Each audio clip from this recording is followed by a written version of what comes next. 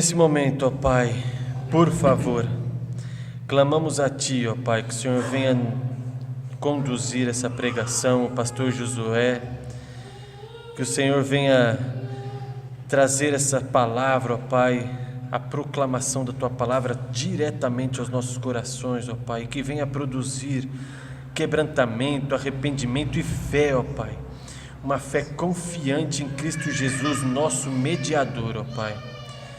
Por favor, ó Pai, coloque nossos corações afofados, ó Pai, preparados pelo Teu Santo Espírito para que a semente da palavra germine, ó Pai, produzindo frutos, ó Pai, frutos de arrependimento. Transforme nossa vida, ó Pai, pelo poder da Tua palavra nós pedimos. Que o Teu nome seja exaltado, ó Pai, na proclamação da Tua palavra e na assimilação dessa palavra em nossas vidas, ó Pai. Por favor, ó Pai, pedimos que o Teu Santo Espírito nos conduza nesse momento. Encha nossos corações de temor, ó Pai, temor a Ti. Que vivamos vidas, ó Pai, vidas com sabedoria, ó Pai. Sabedoria que vem do alto, que o princípio é o temor, ó Pai. É em nome do nosso Senhor Jesus que oramos. Amém. Graça e paz, irmãos. Vamos abrir nossas Bíblias no livro de Êxodo, capítulo 19.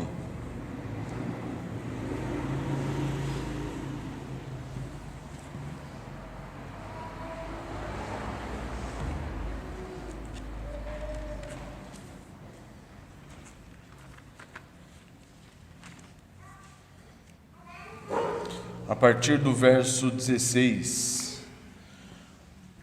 Êxodo 19, 16. Ao amanhecer do terceiro dia houve trovões e relâmpagos e uma espessa nuvem sobre o monte, e muito forte clangor de trombeta, de maneira que todo o povo que estava no arraial se estremeceu. E Moisés levou o povo para fora do arraial, ao encontro de Deus, e puseram-se ao pé do monte. Todo o monte fumegava, porque o Senhor descera sobre ele em fogo, e sua fumaça subiu como fumaça de uma fornalha, e todo o monte tremia grandemente. E o clangor da trombeta ia aumentando cada vez mais. Moisés falava e Deus lhe respondia no trovão. Descendo o Senhor para o cimo do monte Sinai, chamou o Senhor a Moisés para o cimo do monte.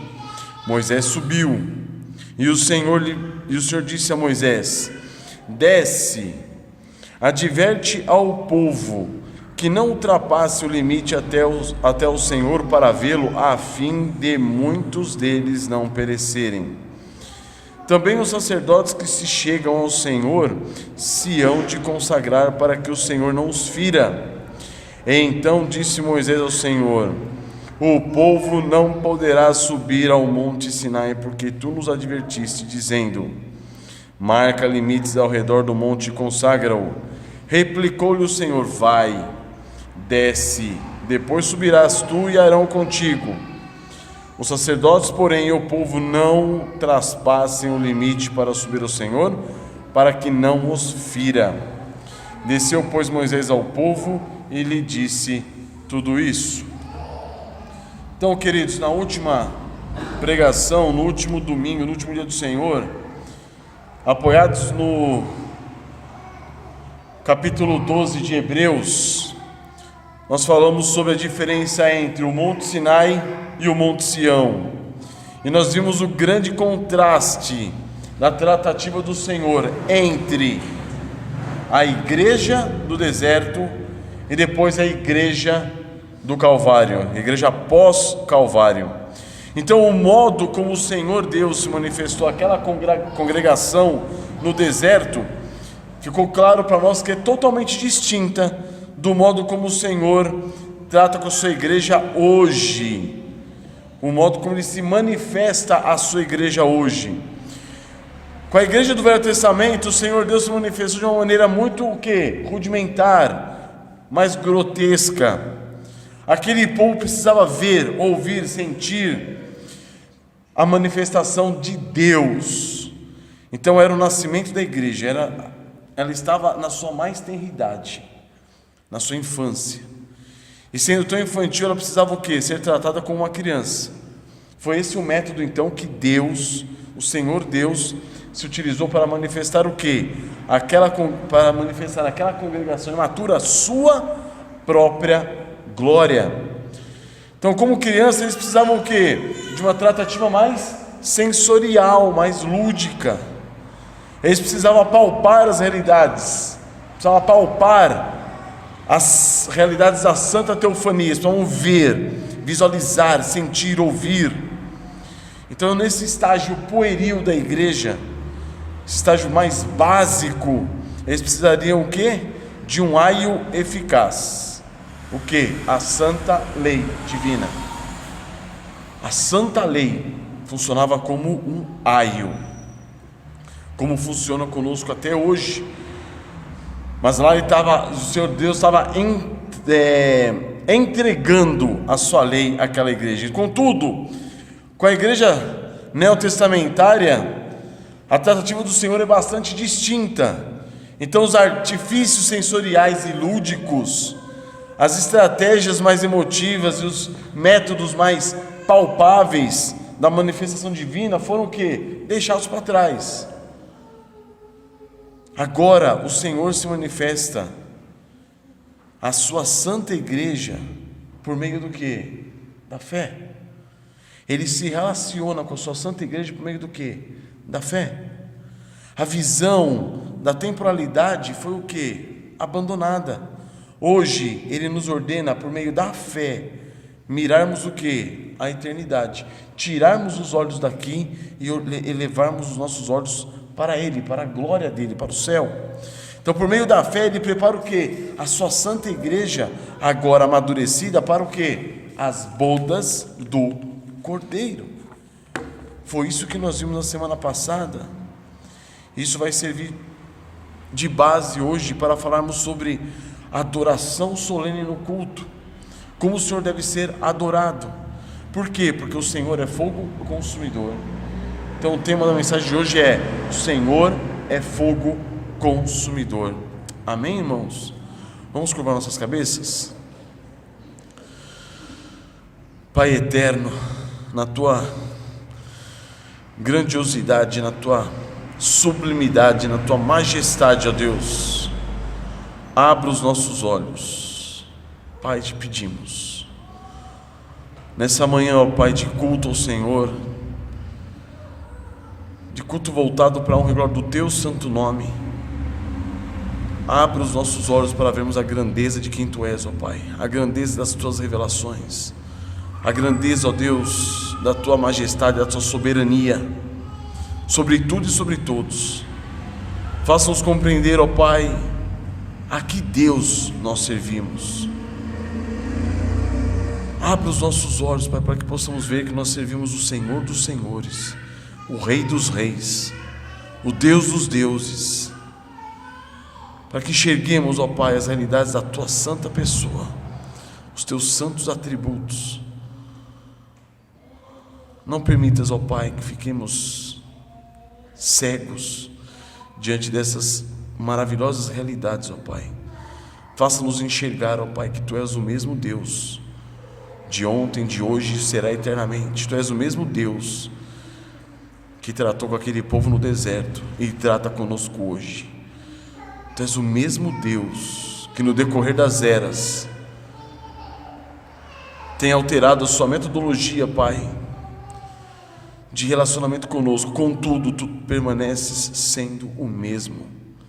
Faça-nos enxergar a isso, Pai, que por meio de Cristo Jesus nossos olhos sejam abertos, nós possamos contemplar as grandezas de quem Tu és e as grandezas de quem é nosso Senhor Jesus Cristo, que deixando a Sua glória, deixando a Sua perfeita majestade, desceu a esse mundo, ó Deus, para vir salvar pecadores. Que nossos olhos sejam abertos, Pai, para essas grandezas que são insondáveis. Ajuda-nos, Senhor, para a honra e glória do Teu santo nome, Pai. Eu Te peço, meu Deus, para que possamos cultuar a Ti reverentemente, para que possamos, a Tua presença, adorar a Ti de modo aceitável, Leva-nos, ó Pai, à sujeição, à submissão e à dependência Tua.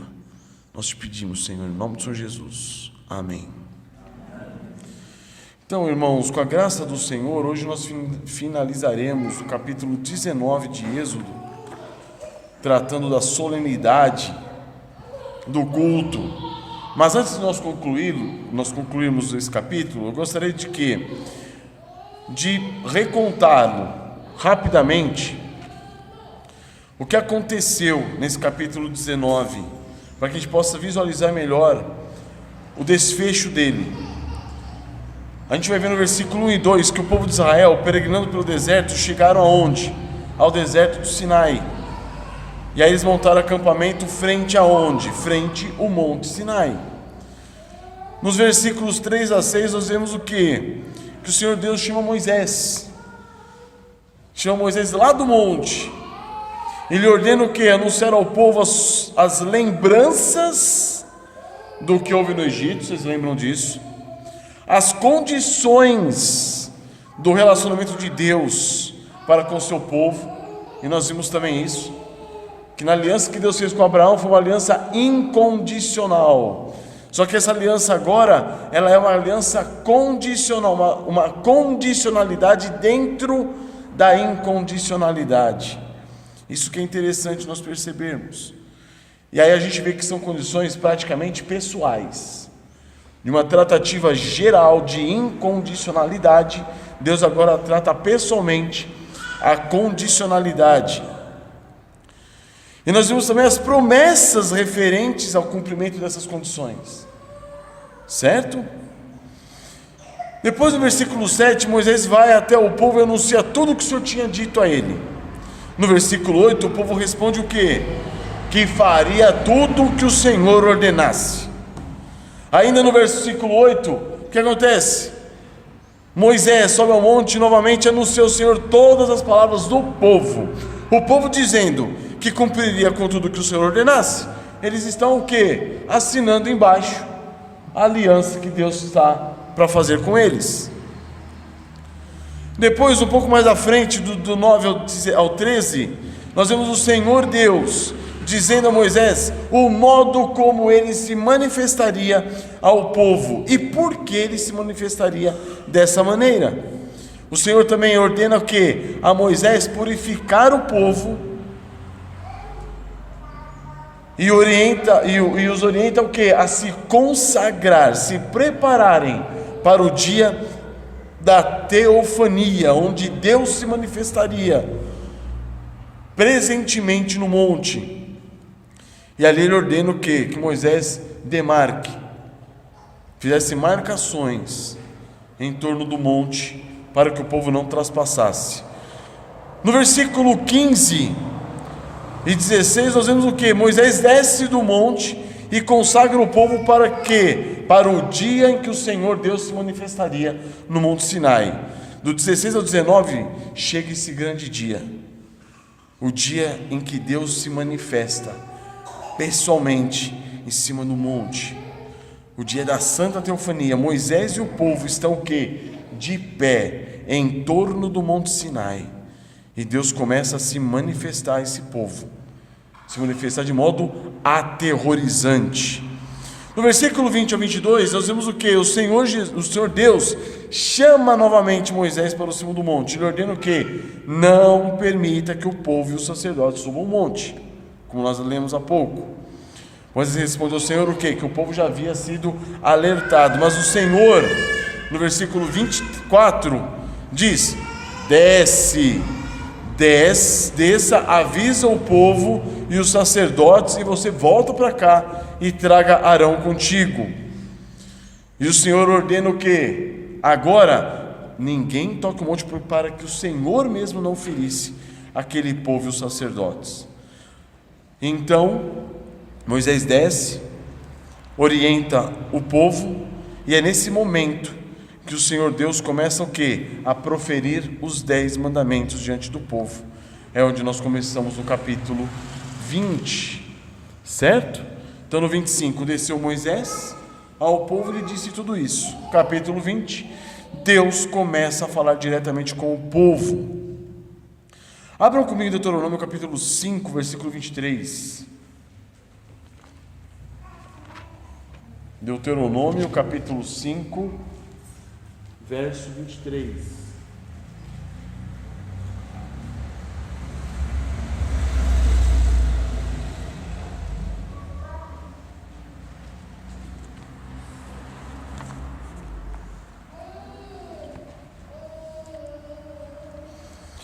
Sucedeu que, ouvindo a voz do meio das trevas, enquanto ardia o monte em fogo, vos achegastes a mim, todos os cabeças das vossas tribos e vossos anciãos, e dissestes: eis aqui o Senhor nosso Deus. Eis aqui o Senhor, nosso Deus, nos fez ver a sua glória e a sua grandeza, e ouvimos a sua voz do meio do fogo. Hoje vimos que Deus fala com o homem, e este permanece vivo. Qual era a ideia? Que se Deus se manifesta ao homem, o homem morre. Essa é a ideia que o povo de Israel tinha, que o povo tinha com respeito a Deus, com respeito ao Senhor Deus. Mas ali eles entenderam o quê? Que o Senhor se manifestou a eles de uma maneira santa, reverente, porém eles não morreram. Ou seja, havia ali um desejo do Senhor de um relacionamento com o seu povo. Não é à toa que o Senhor os havia livrado da escravidão do Egito, e isso ele fez para que o seu povo o servisse, certo? Se a gente voltar um pouquinho aqui em Êxodo, voltem lá para o livro de Êxodo, capítulo 8, versículo 1. Por que o Senhor ordena que Faraó libertasse aquele povo? Êxodo 8, verso 1. Depois disse o Senhor a Moisés: chega-te a Faraó e dize-lhe: assim diz o Senhor, deixa ir o meu povo para que me sirva. Depois, capítulo 9, versículo 1. Disse o Senhor a Moisés: apresenta-te a Faraó e dize-lhe: assim diz o Senhor, o Deus dos Hebreus, deixa ir o meu povo para que me sirva. Capítulo 10, versículo 3. Apresentaram-se, pois, Moisés e Arão perante Faraó e lhe disseram: assim diz o Senhor, o Deus dos Hebreus, até quando recusarás humilhar-te perante mim? Deixa ir o meu povo para que me sirva. Então o que acontece? É uma disputa aqui de serviço. Está o povo lá servindo a quem? A Faraó. E Deus fala: chega, liberta o povo para que o povo me sirva a mim, não a você. Então o Senhor destruiu os inimigos de Israel, não somente porque eram inimigos do seu povo, não somente porque Israel estava sendo afligido pelo Faraó, não, mas porque Deus queria o quê? Que aquele povo não tivesse empecilhos para adorá-lo. Aquele povo tinha que estar preparado o quê? Para adorá-lo. Tinha que ser liberto para quê? Para adorá-lo. A gente costuma olhar essas realidades, essas histórias, como se a história tivesse entrado no povo de Israel. Não! O Senhor libertou o povo de Israel porque o povo de Israel estava sendo oprimido, afligido. Não! O Senhor Deus libertou o povo de Israel por quê? Porque ele queria ser adorado. Ele deveria ser adorado, servido, venerado. Esse é o ponto. Conosco, irmãos, não acontece diferente. Nós fomos libertados pelo Senhor Jesus Cristo do mundo, da carne, do diabo. Por quê? Para nós não irmos para o inferno? Não irmos para o inferno é uma consequência. Nós fomos libertados para quê? Para que fôssemos um povo seu, um reino, um povo de reis e sacerdotes, libertos pelo sangue do Cordeiro. Para quê? Para estarmos diante dele servindo-o, adorando-o.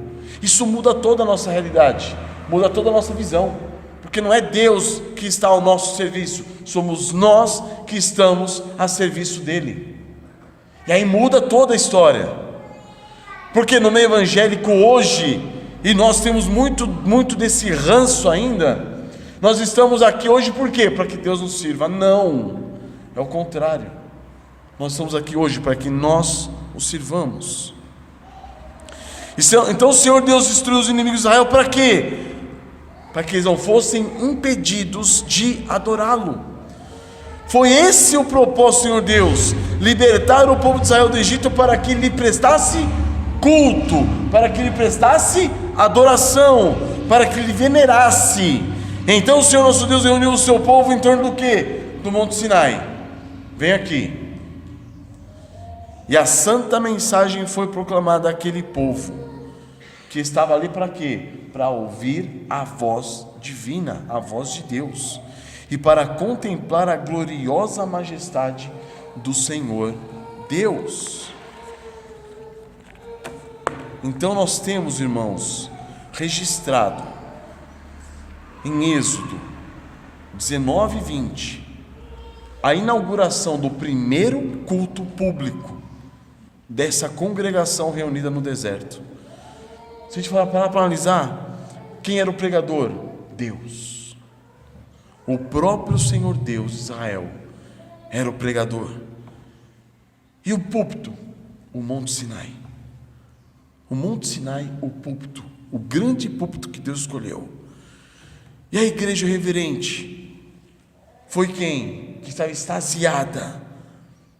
Quem era? Diante daquele supremo pregador, era o povo de Israel. Esse culto foi único na história humana. E essa pregação se faz ouvir até hoje. Então nós temos o que, irmãos? Deus sendo cultuado, Deus sendo venerado.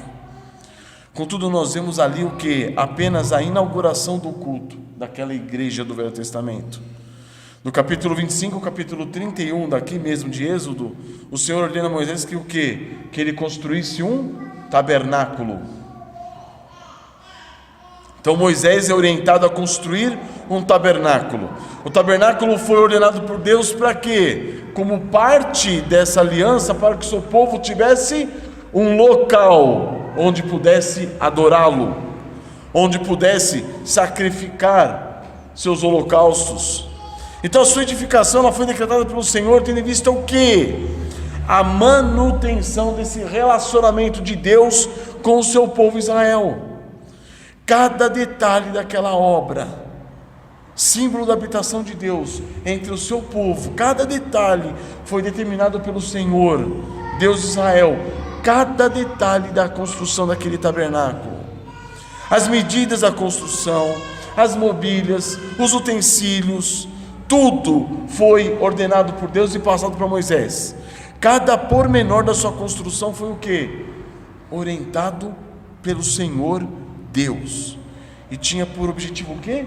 Abrigar a glória de Deus, a glória do Deus de Abraão, Isaque e Jacó entre o seu povo, e direcionar o quê? Aquela adoração cultica, adoração por meio do culto daquele povo ao Senhor Deus Todo-Poderoso. Abram comigo aqui em Êxodo, capítulo 40.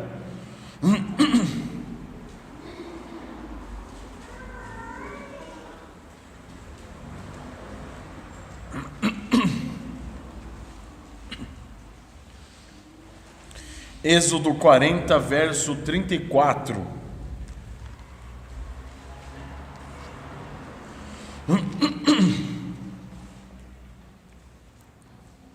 Então a nuvem cobriu cobriu a tenda da congregação, e a glória do Senhor encheu o tabernáculo. Moisés não podia entrar na tenda da congregação, porque a nuvem permanecia sobre ela, e a glória do Senhor enchia o tabernáculo. Então nós temos o que aqui? Deus determinando o local físico, onde a glória dele se manifestaria aquele povo. Nós vemos versículos que dizem que o Senhor não é homem para que precise de casa, Ele não é homem para que precise de templo, de local de habitação, mas Ele se fez. Ele ordenou a construção do tabernáculo para quê? Para que aquele povo soubesse que Ele era um Deus que queria o quê? Manter um relacionamento com aquele povo. E Deus se limita a um local físico, para quê? Para manter esse relacionamento com aquele povo. Então, do mesmo modo como o Senhor Deus, Ele já havia se manifestado no Monte Sinai, fisicamente, numa nuvem espessa, assim Ele também preenche o quê? O tabernáculo. O tabernáculo foi concluíram a sua edificação, Deus fala, e o quê? Preenche o tabernáculo com aquela nuvem espessa. E da mesma forma Ele preenche o templo quando foi construído por Salomão. O templo que foi uma versão mais, digamos, sofisticada do tabernáculo. Abram comigo em 2 Crônicas capítulo 5. Segundo livro de Crônicas capítulo 5.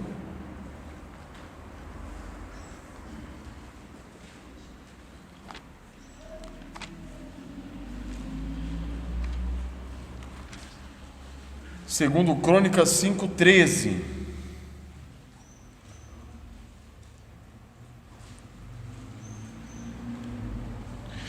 E quando em uníssono, a um tempo, tocaram as trombetas e cantaram para se fazerem ouvir, para louvarem o Senhor e render-lhe graças, e quando levantaram eles a voz com trombetas, símbolos e outros instrumentos músicos, para louvarem o Senhor, porque Ele é bom, porque a sua misericórdia dura para sempre, então sucedeu que a casa, a saber, a casa do Senhor, se encheu de uma nuvem, de maneira que os sacerdotes não podiam estar ali para ministrar, por causa da nuvem, porque a glória do Senhor encheu a casa de Deus. Então a situação foi muito semelhante.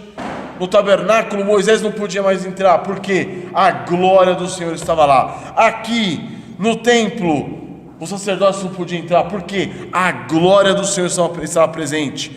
Então o Sinai foi o santuário do Senhor, local de serviço e de adoração à sua santíssima pessoa. Assim também foi o quê? O tabernáculo para o povo peregrino no deserto.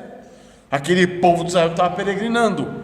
E do mesmo modo foi o quê? O templo para Israel já estabelecido na sua terra. A situação é a mesma. O tabernáculo foi construído então por Deus para quê? Como um Monte Sinai portátil. E a mesma divisão que houve no Monte Sinai, se a gente parar para analisar, também houve no tabernáculo. Primeiro, ninguém podia tocar. Segundo, sobem os sacerdotes e líderes do povo. Terceiro, Moisés vai até o povo.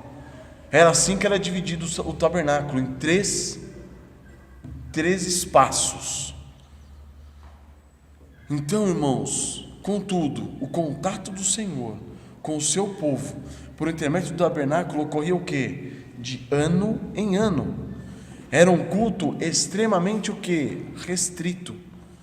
Então era uma vez por ano que o sumo sacerdote entrava no Santo dos Santos, que era o último lugar, digamos que o lugar que só Moisés teve acesso no Monte Sinai. O sumo sacerdote entrava no Santo dos Santos, uma vez por ano, para fazer o quê? Expiação por si mesmo, primeiro, e depois pelo povo. Abram comigo em Hebreus capítulo 9.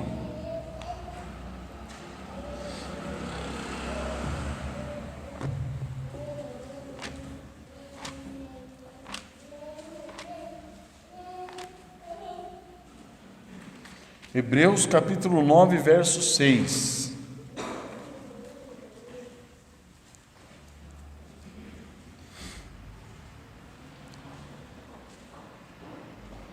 Ora, depois de tudo isso assim preparado, continuamente entram no primeiro tabernáculo os sacerdotes para realizar os serviços sagrados.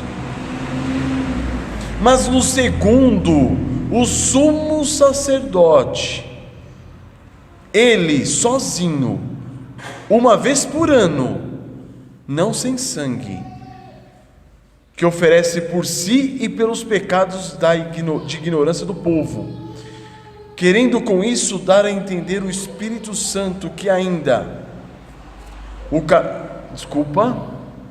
querendo com isso dar a entender o Espírito Santo que ainda o caminho do santo lugar não se manifestou, enquanto o primeiro tabernáculo continua erguido.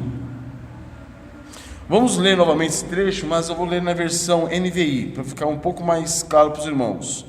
Versículo 6: Estando tudo assim preparado, os sacerdotes entravam regularmente no lugar santo do tabernáculo, para exercer o seu ministério.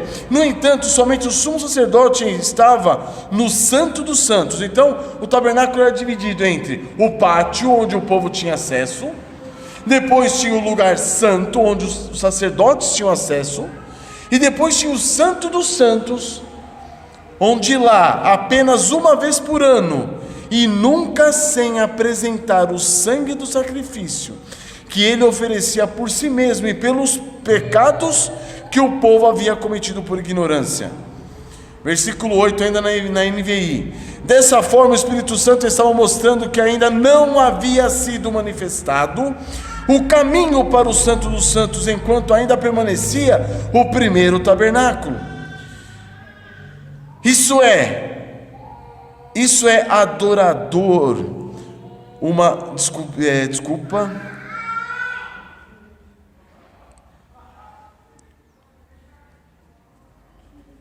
Tem alguma coisa errada aqui, no que eu passei da NVI. Nós vamos pegar aqui no versículo 9. Me perdoem, irmãos. Olha lá, isso é uma parábola para a época presente. E aqui está mostrando o quê? Que era uma realidade de adoração para uma consciência limpa. Eram apenas prescrições que tratavam de comida e bebida e de várias cerimônias de purificação com água. Essas ordenanças exteriores foram impostas até o tempo da nova ordem. Então, o que está falando aqui, irmãos? Esse relacionamento direto com o Senhor Deus ocorria o quê? Anualmente. Então nós temos o início, que foi a inauguração dessa adoração ao Senhor no Monte Sinai. Depois ele ordena fazer o tabernáculo, e aí continua essa adoração, só que essa adoração é de ano em ano.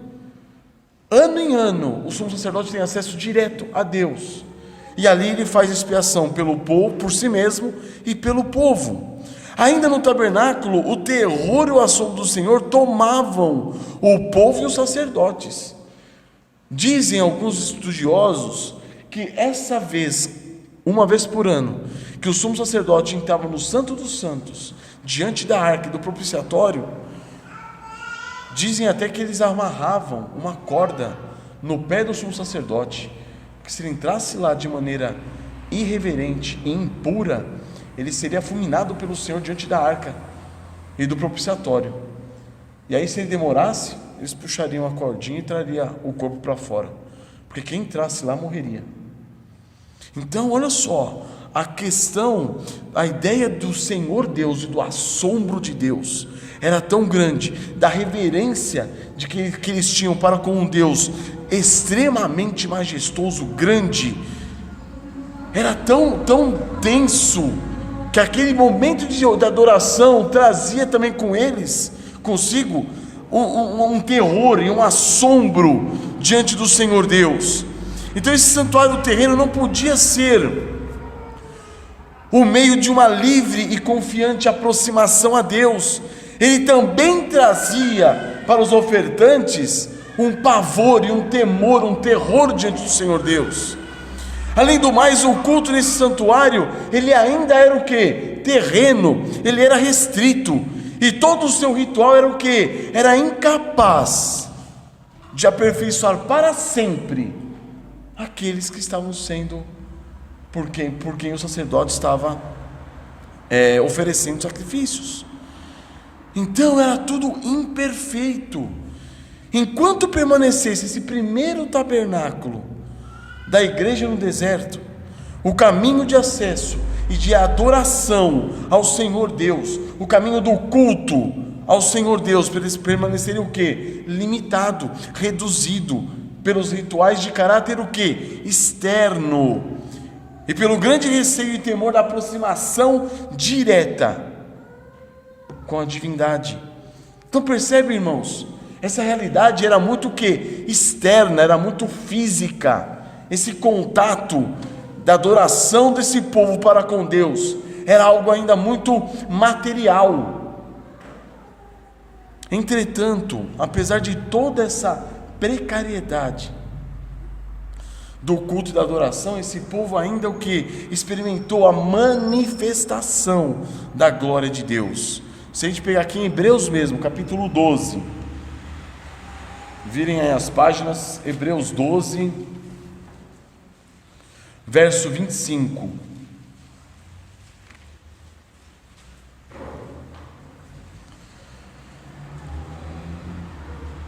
Olha só o que fala: tende cuidado, não recuseis ao que fala, pois se não escaparam aqueles que recusaram ouvir quem divinamente os advertia sobre a terra, muito menos nós, os que nos desviamos daquele que dos céus nos adverte, aquele cuja voz abalou então a terra. Agora, porém, ele promete dizendo: ainda uma vez por todas farei abalar não só a terra, mas também o céu. Ora, essa palavra, ainda uma vez por todas, significa a remoção dessas coisas abaladas, como tinham sido feitas, para que as coisas que não são abaladas permaneçam. Por isso, recebendo nós um reino inabalável, retenhamos a graça pela qual sirvamos a Deus de modo agradável, com reverência e santo temor, porque o nosso Deus é fogo consumidor. Irmãos, esses versos mostram para nós a base do culto e da adoração a Deus. Olha o que ele está falando: não tendes cuidado, não recuseis ao que fala. Por que ele está falando isso? Porque ele vem dizendo o que vem acontecendo desde o capítulo 1 até aqui o capítulo 12. O autor de Hebreus vem mostrando o que? As realidades espirituais frente o que? Frente à tipologia, os símbolos do Antigo Testamento. E ele está alertando os hebreus o seguinte: vocês vão abandonar o Evangelho, vão abandonar Cristo, o cristianismo, para vocês voltarem aos rudimentos, para vocês voltarem àquelas práticas rudimentares, sendo que aquelas práticas somente apontavam para realidades espirituais, as quais vocês estão tendo agora. Só que ele faz uma comparação. Aqui no versículo 25 ele fala: pois se não escaparam aqueles que recusaram ouvir quem divinamente os advertia sobre a terra, muito menos nós. O que ele está falando? Se o terror e o pavor de Deus foi lançado sobre aqueles que simplesmente tiveram contato com os rudimentos daquela adoração e daquele culto a Deus, quanto mais a nós, que temos as realidades do Evangelho. É esse o ponto, irmãos. Então ele fala assim: muito menos nós, os que nos desviamos daquele que dos céus nos adverte. Ele está falando: se você se desvia do Evangelho, se você não dá ouvidos àquele que agora fala sobre uma realidade espiritual, você acha que vai acontecer o que com você? E aí ele continua: aquele cuja voz o que? Abalou então a terra. Mas ele diz: ainda uma vez por todas farei abalar não só a terra, mas também o céu. E aí ele explica no versículo 27: ainda uma vez por todas significa a remoção dessas coisas abaladas, como tinham sido feitas, para que as coisas que não são abaladas permaneçam.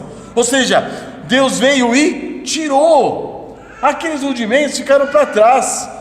Eles foram substituídos por quê? Por uma realidade que permanece, uma realidade que não pode ser abalada. Por isso, recebendo no 28, nós um reino inabalável. Essas verdades agora não são figura de nada, elas são realidades. As figuras estavam no Velho Testamento, apontando para a realidade que é Cristo, para as realidades espirituais que nós temos hoje em Cristo Jesus. Agora, se nós abandonarmos essas realidades espirituais que nós temos hoje em Cristo Jesus, o que nos resta? Nada. Porque se aqueles que lá atrás fizeram pouco da revelação rudimentar de Deus, quanto mais nós. O que acontecerá conosco se fizermos pouco da revelação espiritual de Deus, revelação real e verdadeira em Cristo Jesus? Por isso que é interessante, irmãos, não recusemos a voz de quem nos proclama o Evangelho.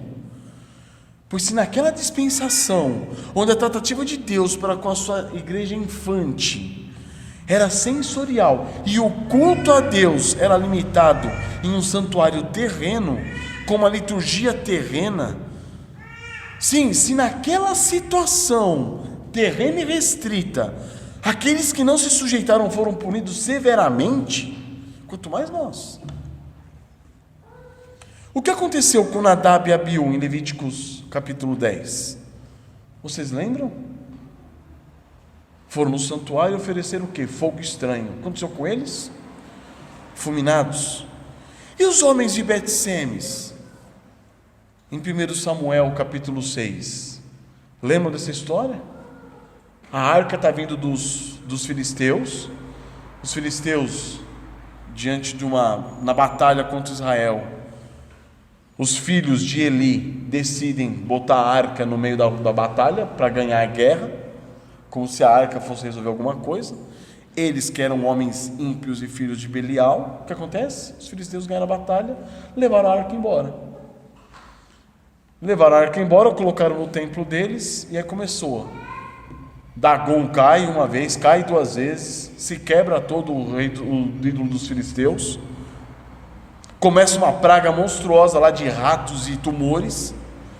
Os filisteus falam: vamos mandar a arca de volta para Israel.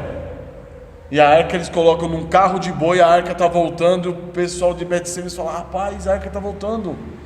E voltando sozinha, sem ninguém guiar. Aqueles homens descem a arca e vão olhar dentro da arca para ver o que tinha. Foram fulminados 70 homens de Bet-Semes. Amém, irmãos? Então o que acontece? Qual é a realidade? E também tem o caso de Uzá, depois que a arca, depois que Davi vai buscar a arca para levar ela para sua casa, Uzá, colocam a arca em cima do carro de boi, a arca está correndo o risco de cair, Uzá vai segurar, e o que acontece? Fulminado. Então o que se dirá daqueles que hoje se recusarem a ouvir quem os adverte dos céus? Quem? Como? Entendem? Não há comparação. Nós costumamos dizer o seguinte: o Deus do Antigo Testamento era um Deus cruel, mau. Não, Ele é o mesmo. E se a severidade do Deus do Velho Testamento era algo terrível, hoje é a mesma coisa. Ou melhor, hoje é pior. Porque a revelação está sendo feita na pessoa de Cristo Jesus. Quando nós começamos o livro de Hebreus, nós vamos ver em Hebreus e 1 Pedro também fala isso. Fala o quê? Que essa revelação de Deus no Antigo Testamento foi feita por meio de anjos.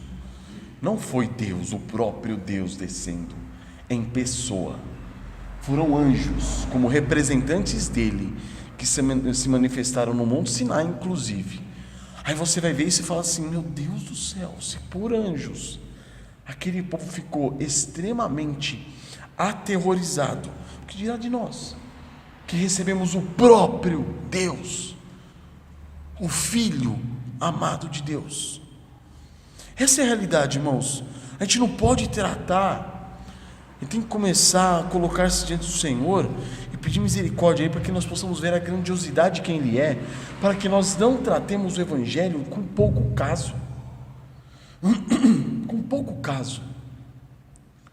Às vezes eu pego alguns vídeos de teologia na internet, teologia mesmo, vídeos falando sobre alguns pontos teológicos, e você vê o palestrante falando sobre alguns determinados assuntos com ironia, com irreverência, com brincadeira, sabe? Parece que não se tem uma consciência de quem é esse Deus. Com que Deus estamos lidando? Com o Deus dos deuses, o Senhor dos senhores, o Rei dos reis. Ele continua sendo o mesmo.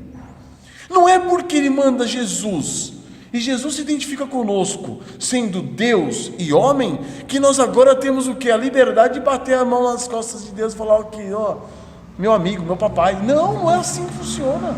Ele continua sendo o Deus inacessível, o Deus a qual nós temos acesso somente por meio de quem? Do Senhor Jesus Cristo. Entende, irmãos? Então é essa realidade que tem que fazer parte da nossa, tem que ser perceptível a nossa mente, a nossa visão. Então o que acontece? A voz de Deus que proclama hoje o Santo Evangelho fez abalar toda aquela realidade rudimentar. O Verbo divino que nos traz as boas novas de salvação, foi Ele quem abalou toda a terra, e não só toda a terra, mas céus, e fez com que o rudimentar, aquilo que ficou para trás, caísse e perdesse o sentido. Agora nós temos o que? A realidade em Cristo Jesus. Ele nos traz as boas novas de salvação. É Ele cujo sangue fala coisas superiores a qual fala o próprio Abel. Então essa voz celeste é que abalou céus e terra, e que alterou toda aquela realidade terrena para uma realidade o quê? Espiritual, alcançável somente por meio do quê? Da fé. Por isso nós temos que pedir fé, para que nós possamos ver essas realidades espirituais, e essas realidades espirituais nos abalem, nos aterrorizem, nos atemorizem, mas ao mesmo tempo nos deem o que? A confiança de que por meio de Cristo Jesus nós temos acesso diante do Pai, acesso ilimitado. Mas não deixa de ser um acesso reverente, um acesso com temor, um acesso com tremor. Em Cristo Jesus nós podemos o que? Adentrar o Santo dos Santos, sem medo de sermos fulminados, porque nós estamos adentrando com os méritos dEle, confiados nele. O véu que nos impediam de estar diante do Senhor nosso Deus, ele foi rasgado de alto a baixo. Nós não precisamos mais do que? De um sumo sacerdote que entre em nosso lugar. Não, nós temos um sumo sacerdote que pelos méritos dele nós temos acesso de nós entrarmos pessoalmente diante da presença de Deus, por meio da oração, por meio do culto, da adoração. Ou seja, Deus rasgou o véu, pois em Cristo Jesus nós temos o que? Livre acesso a Deus Pai. Nós precisamos mais de sacerdotes físicos, somos sacerdotes físicos. Pastor não é ninguém que faz a intermediação entre vocês e Deus, é Cristo Jesus. Ele que é o nosso mediador, Ele é o mediador que nos leva para si mesmo. Então a prefiguração, irmãos, os símbolos, as sombras, foram todos o que? Removidos, eles foram abalados. Quando vem Cristo Jesus, o Verbo divino, pela boca, pela palavra de sua boca, tudo foi abalado, acabou-se tudo, sobrou-se o que? O real e o verdadeiro. E aí nós vemos no versículo 28, por isso, recebendo nós um reino inabalável, retenhamos a graça. Atentem-se, é graça. Retenhamos a graça, pela qual sirvamos a Deus de modo agradável. Como Como que eu sirvo a Deus de modo agradável? É minha roupa que muda a história? Não. É minha roupa que faz a diferença? Não. São até os meus pecados que fazem a diferença? Diante de Cristo Jesus, não. Retenhamos a graça. Nem os nossos pecados podem nos separar do amor de Deus que está em Cristo Jesus nosso Senhor. Nem os nossos pecados. Se você foi mesmo alcançado por graça e misericórdia, diante dos seus pecados você está quebrantado, humilhado diante do Senhor.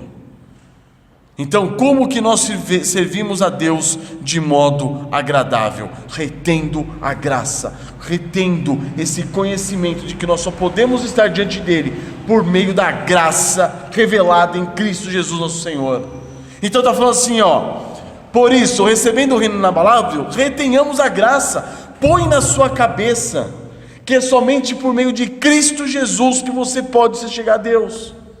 Não é o seu bom humor, não são as suas boas ações, não são as suas boas obras, não são as suas atitudes, os seus comportamentos, as suas ações, reações que podem te levar diante do Senhor Deus. Não, retenha a graça pela qual servamos a Deus de modo agradável.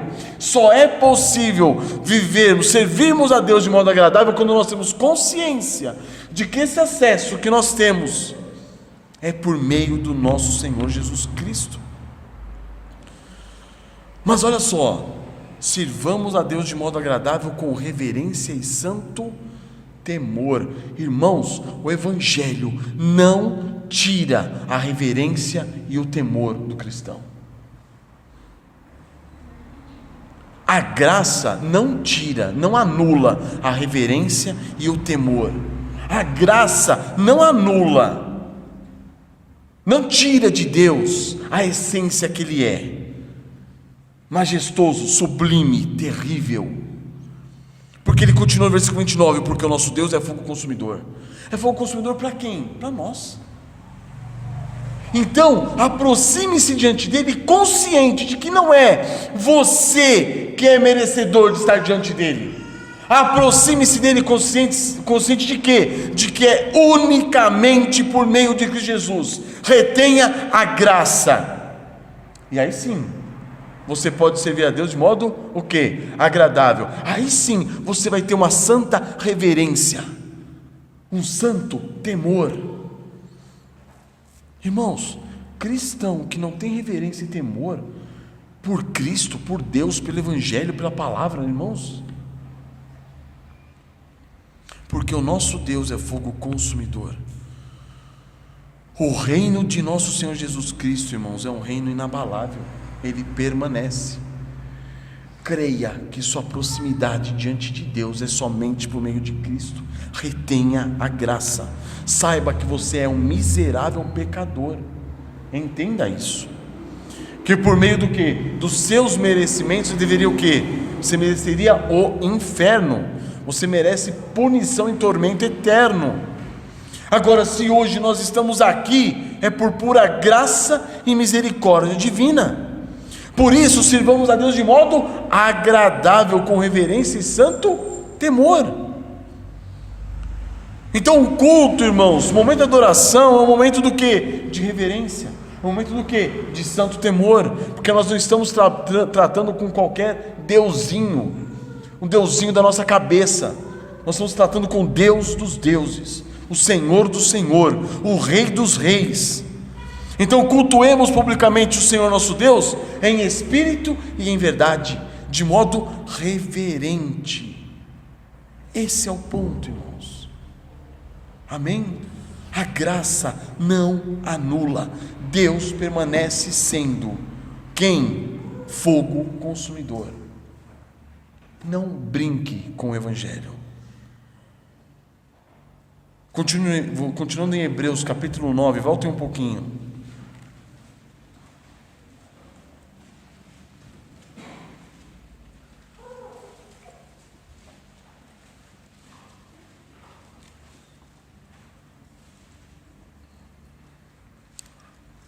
Hebreus 9:11. E eu vou ler na NVI. Olha só. Quando Cristo veio como sumo sacerdote dos benefícios agora presentes, ele adentrou o maior e mais perfeito tabernáculo não feito pelo homem, isto é, não pertencente a essa criação. Que tabernáculo ele está falando? Cristo Jesus adentrou o mais perfeito tabernáculo, o seu próprio corpo. Ele se manifestou no seu próprio corpo, não por meio de sangue de bodes e de novilhos, mas pelo seu próprio sangue. Ele entrou no Santo dos Santos, uma vez por todas, e obteve eterna redenção. Ele não fez isso. Agora o sacrifício dele não foi por meio de bodes, de animais, não. Foi o seu próprio sangue. Ele rasgou o seu próprio tabernáculo. 13. Ora, se o sangue de bodes e de touros e as cinzas de uma novilha espalhadas sobre os que estão cerimonialmente impuros santificam de forma que se tornam externamente puros, exteriormente puros, quem está falando? Se lá atrás, com aqueles rudimentos, o sangue de um animal tornava exteriormente puro uma pessoa, compara com agora. 14. Quanto mais então o sangue de Cristo, que pelo Espírito Eterno se ofereceu de forma imaculada a Deus, purificará a nossa consciência de atos que levem à morte, de modo que sirvamos ao Deus vivo. Estão percebendo? Onde está fundamentado o nosso serviço? Nós, como povo de Israel, fomos libertados da escravidão ao Egito para quê? Para servirmos a Deus. Nós fomos libertados da escravidão ao mundo para quê? Para servirmos ao Senhor Deus. E qual é a base desse serviço? Sabermos o quê? Que o sangue de Cristo nos purifica de todo pecado. Se o sangue de animais foi suficiente para purificar exteriormente as pessoas no deserto, quanto mais nós, que fomos purificados pelo sangue de Cristo. Essa é a comparação. E aí olha só, de modo que sirvamos ao Deus vivo. É um serviço reverente, um serviço com temor. Irmãos, o próprio Deus veio e se entregou por nós. Isso deveria nos dar muito mais reverência e temor e tremor do que o medo e o pavor que aquele povo teve diante da revelação de Deus no Sinai.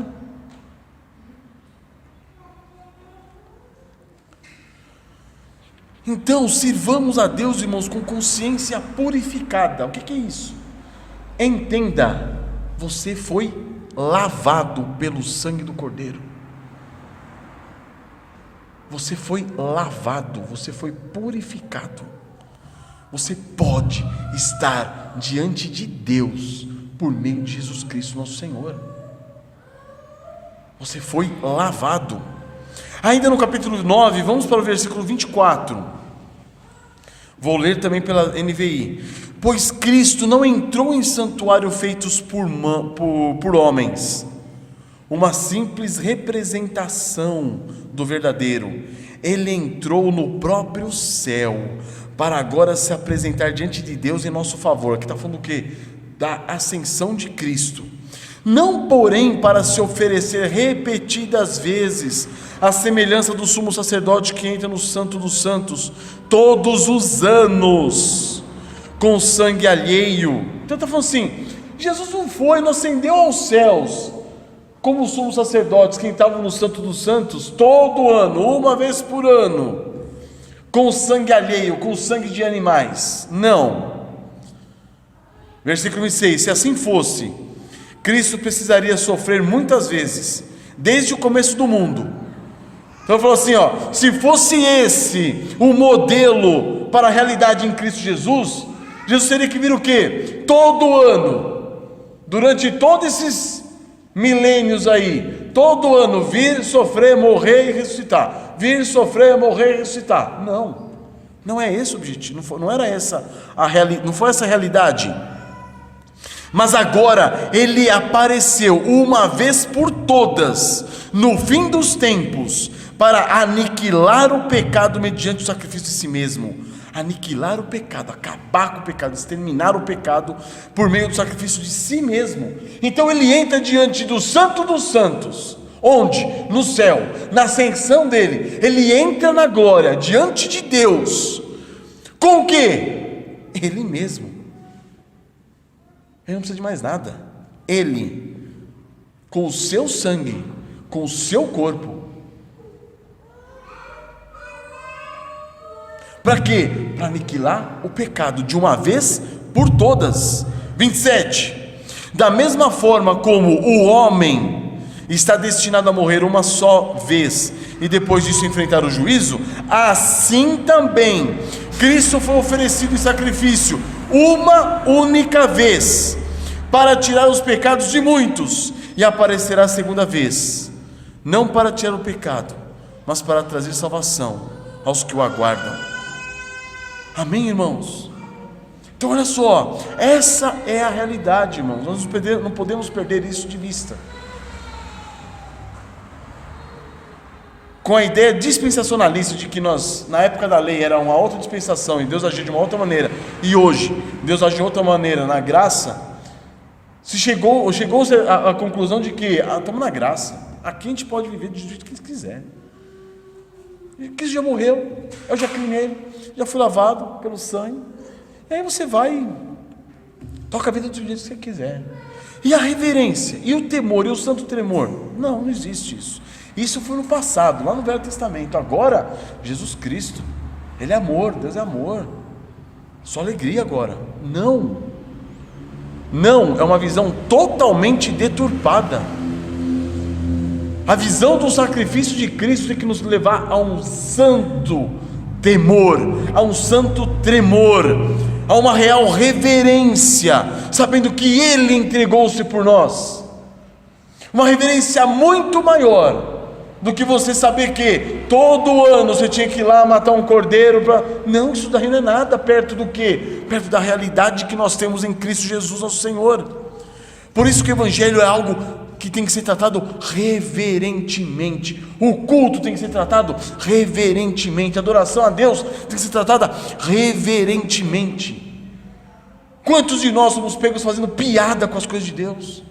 Somos pegos fazendo piada, gracejos com Deus e com a sua glória, com o seu Evangelho, e até mesmo com essa palhaçada que está aí no meio evangélico. Não, irmãos, tratemos o Evangelho com reverência e santo temor. Por quê? Porque isso não foi abolido. Foi abolida a lei, que Jesus cumpriu a lei, mas o Pai continua sendo o mesmo. Cristo Jesus continua sendo o mesmo. Amém, irmãos? E aí por fim eu queria concluir voltando para Hebreus capítulo 2, concluindo essa comparação entre o Antigo Testamento, a revelação que Deus faz a seu povo no Antigo Testamento, e a revelação que Ele faz a nós por meio de Jesus Cristo nosso Senhor. Hebreus capítulo 2, versículo 1: por esta razão importa que nos apeguemos com mais firmeza às verdades ouvidas, para que delas jamais nos desviemos. Olha só o versículo 2 agora: se pois se tornou firme a palavra falada por meio de anjos, e toda transgressão e desobediência recebeu justo castigo, como escaparemos nós se negligenciarmos tão grande salvação? Amém, irmãos? Como escaparemos nós se negligenciarmos tão grande salvação? Irmãos, as coisas pioraram, não ficaram melhores. A reverência tem que ser maior, o temor tem que ser maior, o tremor tem que ser maior. A gente tem tratado do Evangelho. Se lá atrás tudo que foi proferido por meio de anjos, tudo que foi anunciado por meio de anjos, foi firmado de tal modo que toda transgressão e desobediência recebeu um castigo severo e pesado, o que será de nós? O que será de nós? Então apeguemo-nos a Cristo Jesus, retenhamos a graça. Nós devemos estar nele. Não tente ir até o Pai se não for por meio de Cristo Jesus, nosso Senhor. Não tente, não faça isso, não pense que o seu desempenho te torna mais agradável diante de Deus. Não pense que as suas obras fazem com que você possa se sentir mais confiante em estar diante de Deus. Não, é o Senhor Jesus Cristo. Não negligencie essa salvação. Fazendo pouco de Cristo e confiando em nós mesmos, nós estamos fazendo pouco da salvação que há em Cristo Jesus, nosso Senhor. Não façamos isso, retenhamos a graça, confiemos nele e adoremos a ele, cultuemos a ele de modo que agradável. Como? Com reverência e santo temor. Por quê? Porque Deus é fogo consumidor. Amém, irmãos? Ficou claro? Que o Senhor nos dê a graça, irmãos. Por quê? Porque nós estamos agora num momento de fé. O nosso relacionamento com Deus é um relacionamento baseado no quê? Na fé. Fé em Cristo Jesus, Senhor. Mas Deus, a sua misericórdia, ainda nos deixou um dos sacramentos, para que nós visivelmente não nos esqueçamos do que Ele fez por nós, que é o quê? A ceia do Senhor, que com a graça do Senhor hoje celebraremos, até que Ele venha. Amém? Então, na sua misericórdia, Deus deixou ainda para nós o quê? Um símbolo palpável, visível, um símbolo não que apontava para uma realidade, mas um símbolo que faz nos lembrar de uma realidade que já aconteceu, que é a ceia do Senhor. Ela, juntamente com o batismo, são os dois símbolos físicos, palpáveis, que Deus nos deixou, para que nós não nos esqueçamos daquilo que Ele fez por nós, em Cristo Jesus nosso Senhor. Amém, irmãos? Vamos agradecer ao Senhor então, e vamos à ceia.